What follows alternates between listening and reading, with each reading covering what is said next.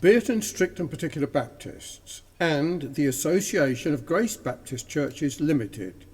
History. I'm David Clarke, the sole remaining member of the Bierton Strict and Particular Baptist Church, formed in 1831, whose chapel was closed for worship on the 22nd of December 2002 and sold by the Association of Grace Baptist Churches Limited as a domestic dwelling in 2006, after the former members of the church had died. I seceded from the Bierton Church over matters of conscience in June 1984, but retained my membership, as the church, according to our strict traditional rules of membership, never terminated my membership as they wanted me to return.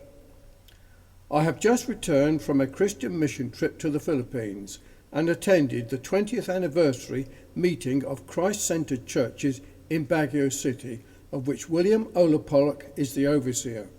Also, as a guest speaker at the 8th anniversary of Prisoners for Christ Association,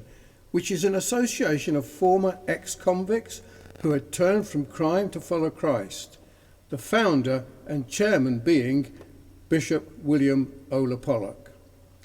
William Pollock was a former prisoner in New Bilibid Prison, whose testimony is number 62 in our book, Trojan Warriors, in which he tells his own story of conversion from crime to Christ, and was released from prison in August 2002.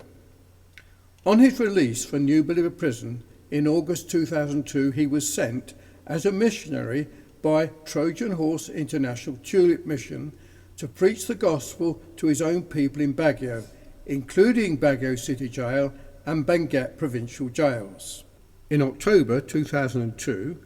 through to January 2003, I, David Clarke, returned to Baguio City with William to baptise 22 inmates in Baguio City Jail and 8 souls in Benguet Provincial Jail, all of whom had been converted from crime to follow Christ due to the ministry and preaching of William Pollock. William Pollock formed the first Baguio Christ-centered church in 2003,